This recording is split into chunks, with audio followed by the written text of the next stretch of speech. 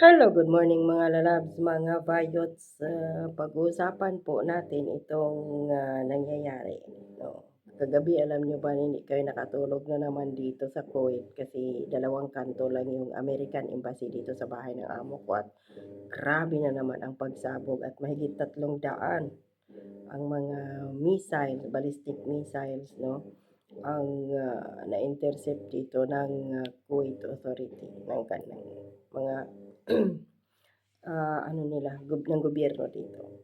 So grabe yung pagsabog dito malapit sa sa American Embassy dito sa malapit sa bahay ng amo ko, pero sa taas yun kasi nga na-intercept. So wala kang tulog kaya hindi ako masyado nakakapag-record ng video kasi sa umaga antok na antok, tapos yun fasting pa yung ganyan, Ramadan. So pasensya. Pero ngayon mag-try ako kasi itong kabuwisitan ng administrasyon ni Bongbong Marcos na to, no? Ang kanilang pagiging sinungaling. So kahapon, nagbalita, ato March 6, no? O ngayon yata, na meron daw itong GMA News na to, ito talaga mga putang inang mga ano dyan sa Pilipinas, mga mainstream media. Talagang, kasi di ba may mga malita-malita daw yan sila, di ba mga malitagang din ang mga putang ina ito, mga prostitute. Yun, ang bilis nilang magbalita pag fake news. Bakit kamo? Ay, dito. Sinabi dito na nearly daw 300 Filipinos mula daw sa Dubai ay dumating na sa Pilipinas kahapon, Huwebes.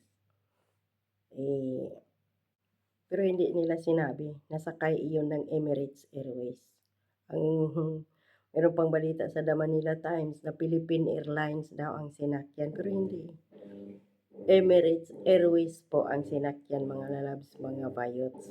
At may patarpulin pang pa-welcome itong putang ina na DMW na to at uwa. Hoy, mahiya-hiya nga kayo sa inyong mga balat. Na as if naman kayo yung gumastos dito eh. Nang dahil daw yan sa, sabi pa dito on Thursday morning, after being evacuated by the government amid ongoing tension in the Middle East due to the United States-Iran conflict. Anong government?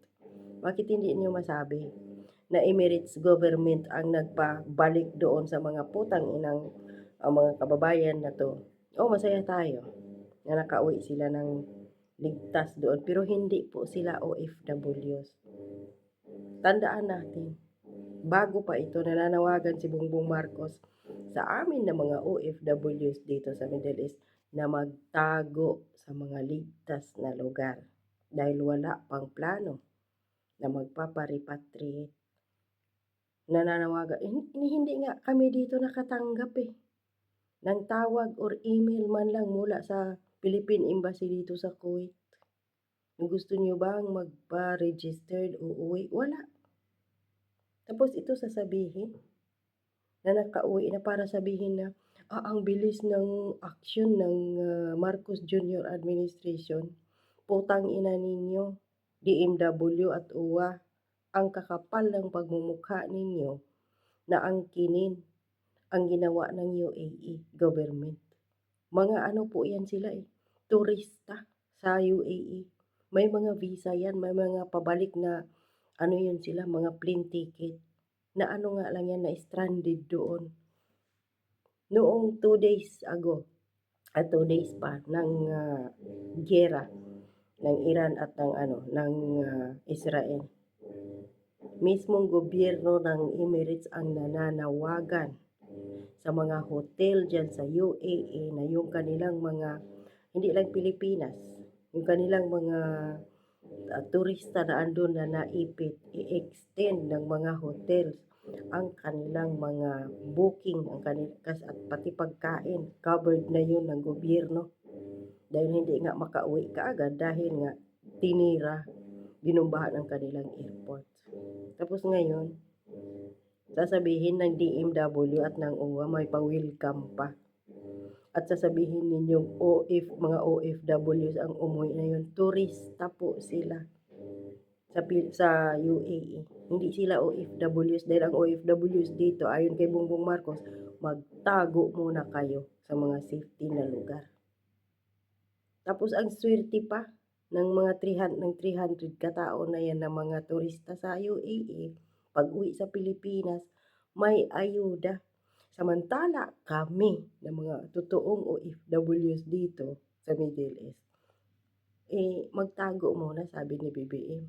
At wala kami natatanggap dito kahit tawag man lang mula sa embassy ng Pilipinas na kumusta kayo dyan. O kahit email. Kasi mayroon man akong email sa embassy nung nag-renew ako ng kontrata. Hiningi man yun. Hindi man lang makapag-email dito ang Philippine Embassy. Baka nga siguro umalis na ang mga iba dyan eh. Sinalba ang sarili. Ang kakapal ng pagmumukha, aangkinin ninyo yung gumastos dyan ng 300 katao na yan na mga na-stranded sa UAE ay Emirates government. Walang ginastos dyan ang bangag admin kahit 5 duling. At wala pang repatriation na nangyayari para sa mga OFWs dito. Tigil-tigilan nyo nga yung inyong kaputahan dyan, yung inyong mga panlilinlang sa taong bayan para may masabi lang kayo na mayroong action si Bongbong Marcos. Nauna na po ulitin ko, lumabas sa bunganga ni BBM na magtago muna ang mga OFWs dito sa Middle East sa mga sitting lugar. Tapos ngayon ito bigla may paputukin na may umuwi na mga OFWs, ganito. Putang ina nyo. Ang kakapal ng mga pagmumukha nito. Itong DMW at OWA, hindi kayo nahiya na ipagsigawan ninyo dyan sa Pilipinas na OFW siyang umuwi at gobyerno ng Pilipinas talaga ang gumastos dyan. Hindi kayo nahiya sa government ng UAE. Kakapal ng pagmumukha ninyo, no? Nang aangkin kayo. Ilang beses pabalik-balik si Bongbong Marcos dyan sa United Arab Emirates. Tapos ngayon, credit grabber kayo sa kanilang ginawang efforts. Dahil alam ng UAE na ang gobyerno ni Bongbong Marcos walang kwenta, basura, inotil, baboy. Kaya sila na lang yung gumawa ng paraan para makauwi yung mga na-stranded na mga turista na mga Pilipino dyan sa UAE. Dahil bansa din naman nila yun, kumikita sila doon dahil nagtuturist sa kanila, so bigyan nila ng pabor. Tapos ngayon i-credit grab ninyo, Department of Migrant Worker, na kayo talaga at ang gobyerno ni Bongbong Marcos ang nag-effort dyan para sila makabalik sa Pilipinas at binigyan nyo pa ng ayuda, kakapal ng pagmumukha ninyo.